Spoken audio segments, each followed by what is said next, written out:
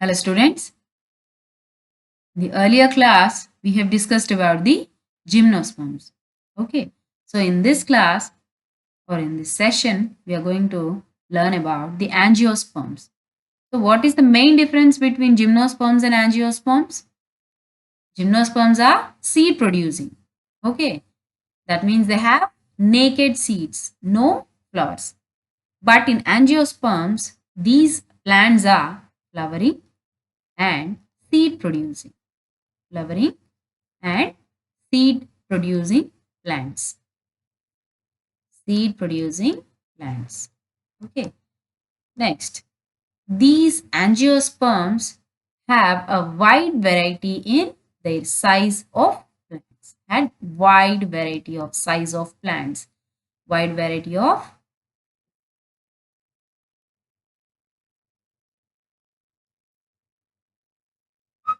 sizes such as herbs in their sizes, herbs, shrubs and trees. Okay. If we take the size, these are smallest. Okay. So example for the smallest plant is Warfia, which is a microscopic one. Microscopic plant. Okay. Next, the longest plant in the plant kingdom is eucalyptus. Longest. Now, coming to the largest. So we all know this. The example is banyan tree. Banyan tree. So these banyan trees have prop or pillar roots. Prop or pillar roots which spreads to kilometers. Okay.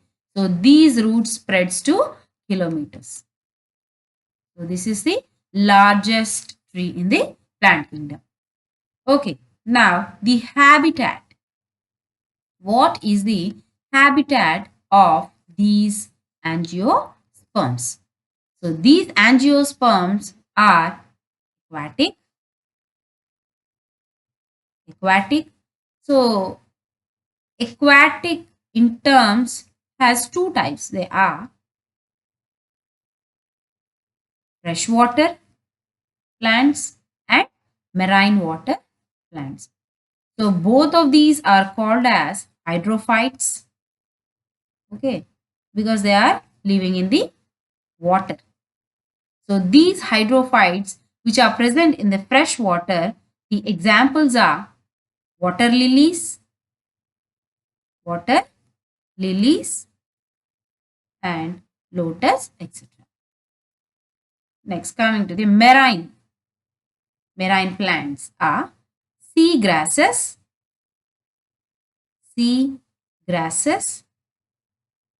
brown red algae, brown red algae. Okay. Next, coming to the xerophytic plants. These are the hydrophytic plants. And the second type is xerophytic. Xerophytic plants or xerophytes you can say. So these xerophytic plants are which can live or which lives in the desert areas. Desert areas. So the examples are cactus, aloe vera, casuarina, etc. Okay. Next, the epi or ephemerals, you can say. Ephemerals, epiphytes. So both of these are different types. So coming to the ephemerals. So these ephemerals are short-lived, and these present in dry, arid regions. Dry, arid regions. And the examples are yellow, yellow trouts, yellow trout and lilies. Lilies. Next, coming to the epiphytes. These epiphytes are plants which lives on tall trees. Lives on tall trees for sunlight. For sunlight and support. Sunlight and support. But not for the nourishment.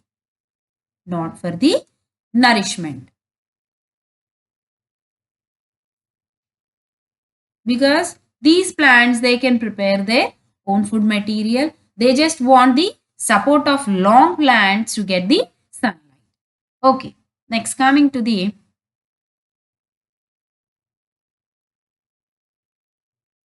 examples. So the examples of these epiphytes are mosses, liverworts,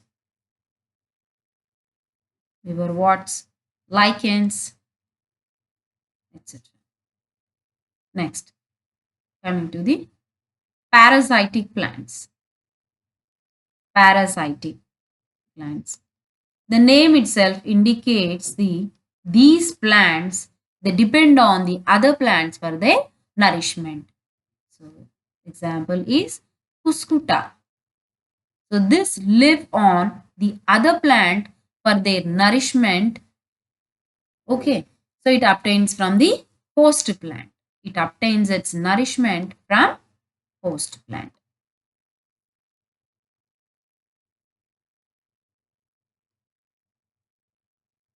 Okay. So these are the habitats of the angiosperms. Next, morphology of a flower.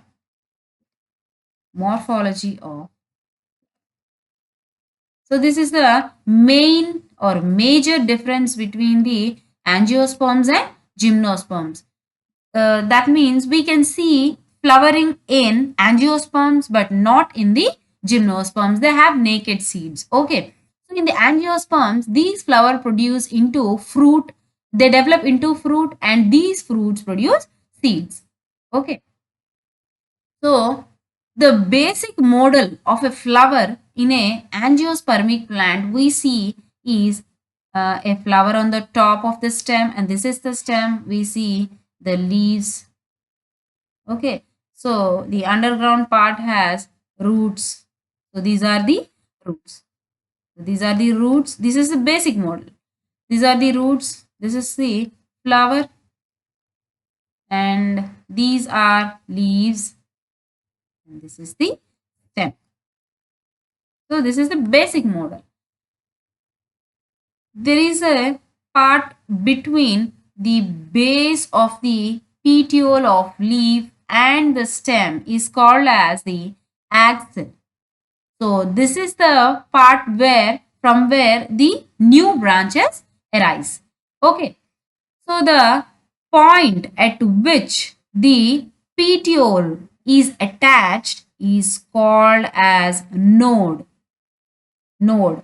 This is the place from where leaves arise. Okay. Leaves arise. Arise. So the place between or the successive gap between two nodes is called as internode. So this is the internode.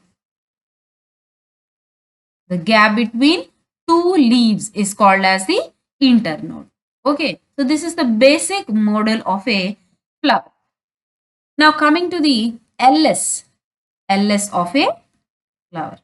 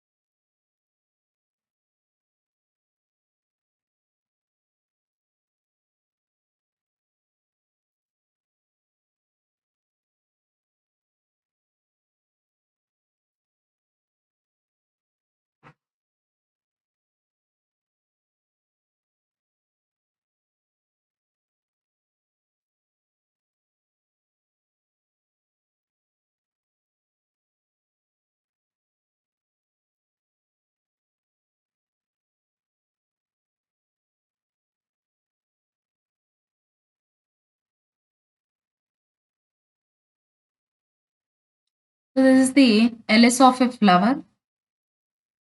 So we have calyx, corolla, androecium, gynoecium in here. Okay.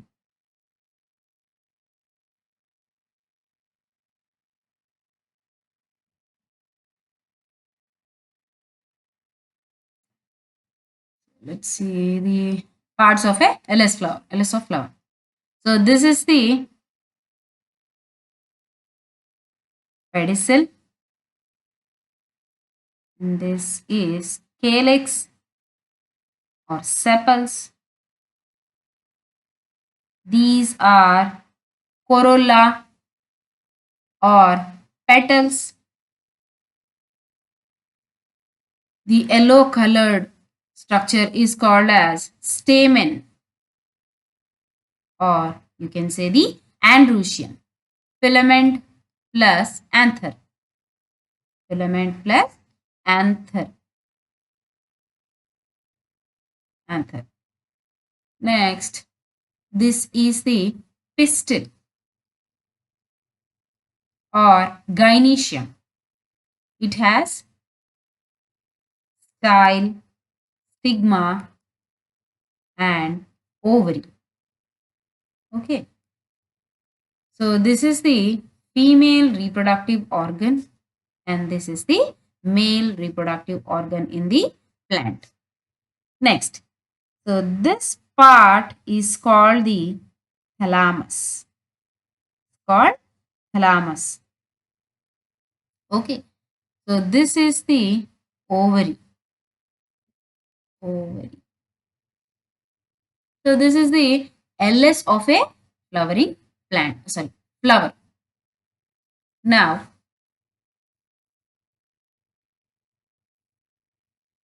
what is a flower? So flower is a modified stem. Flower is a modified stem, or you can say the axis of a flower or flower axis is a modified stem.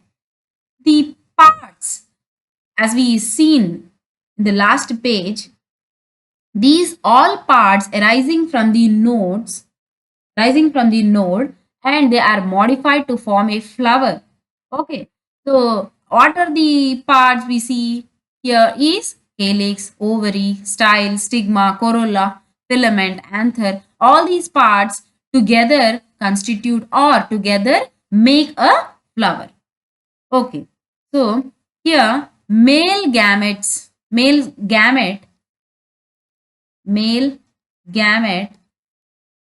is produced from microspore mother cells.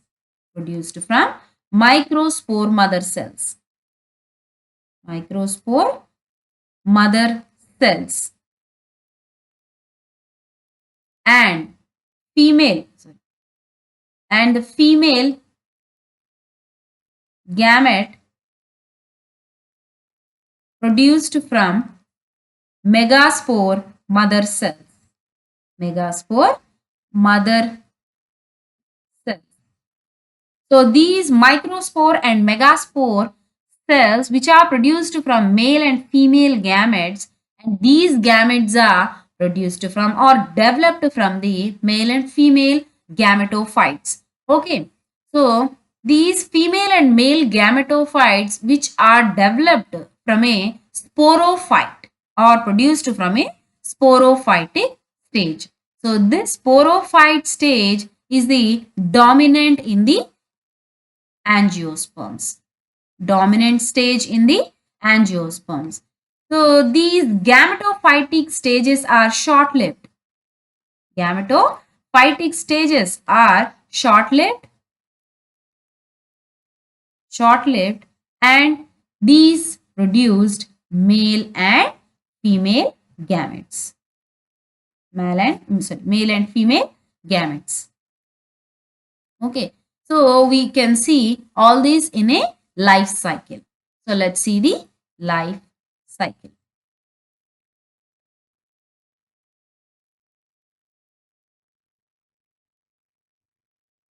Okay, so here is the Sporophyte as a basic model of a plant, as we seen.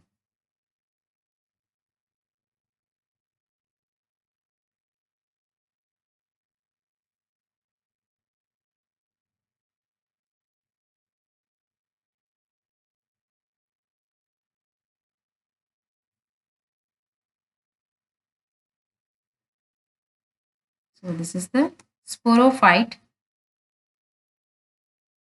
or a plant. Okay. So this sporophyte produces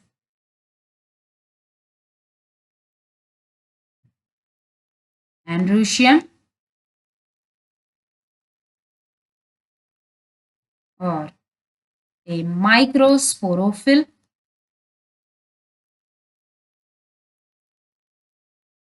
gynoecium or megasporophyll. Megasporophyll. Okay. Gynoecium or megasporophyll, androecium or microsporophyll. So here, this androecium produces, or the androecium is nothing but the anther.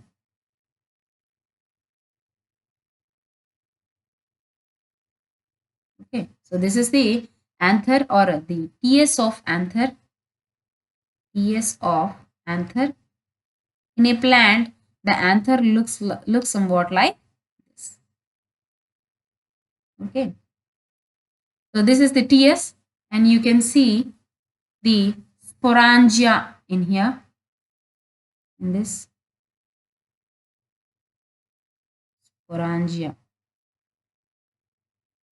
these are called as microsporangia, which produces microspores. Okay, so these microsporangia have microspore mother cells which undergo meiotical divisions. Meiotical divisions. So these meiotical divisions gives microspores. Microspores which are in tetrad condition.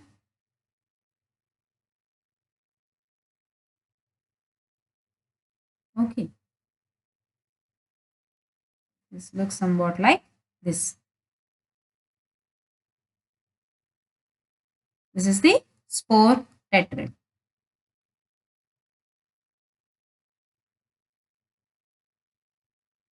So this tetrad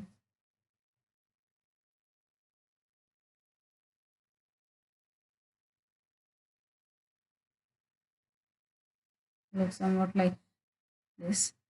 That means the spore tetrad which is out from a wall looks like these. These are the microspores.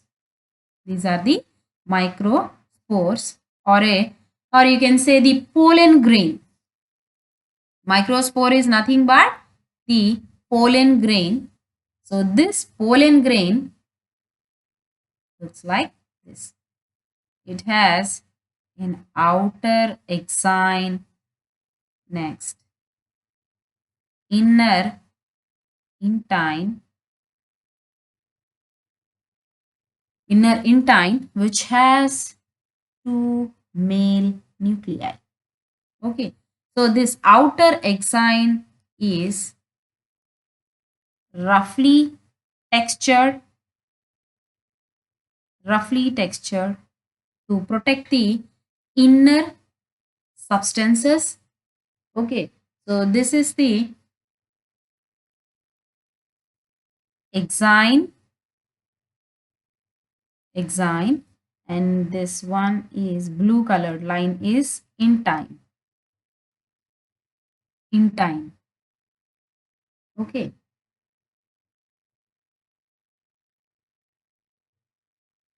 here we have two male nuclei. This is the small cell, and here large cell.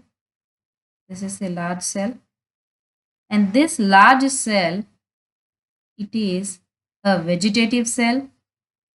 Vegetative cell. This is the pollen grain. Here, this vegetative cell nourishes the smaller cell, which is also called as generative cell. Okay, generative cell. So, this generative cell, which later divides by mitotical divisions, and produces two male nuclei in the pollen ring. Two male nuclei in the pollen ring. Okay. So now we got the male gameto. Next, coming to the gynoecium. So this gynoecium is the pistil. Okay. So here the ovary is called the gynoecium. So let's see the LS of ovary.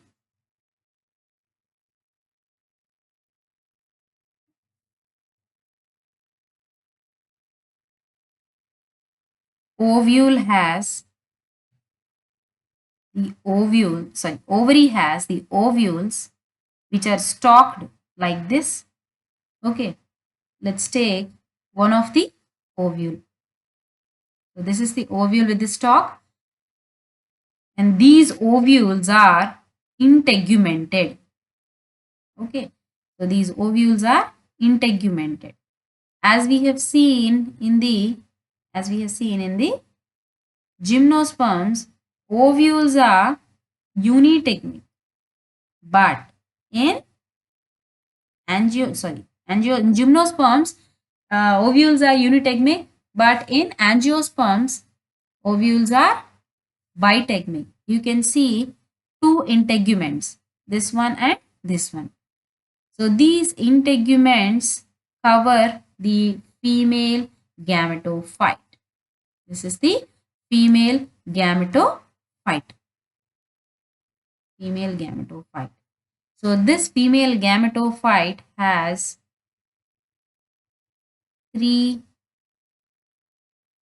antipodals, two synergid cells, one egg cell, and the central polar nuclei or central cell.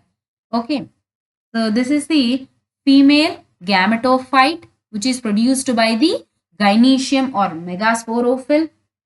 Okay, we have male and female gametophytes. So this male nuclei is the male gamete, and this egg which is produced by the female gametophyte is called the female gamete. So male plus female plus male gametes are produced. So both of these unite and fertilize to form a sporophyte.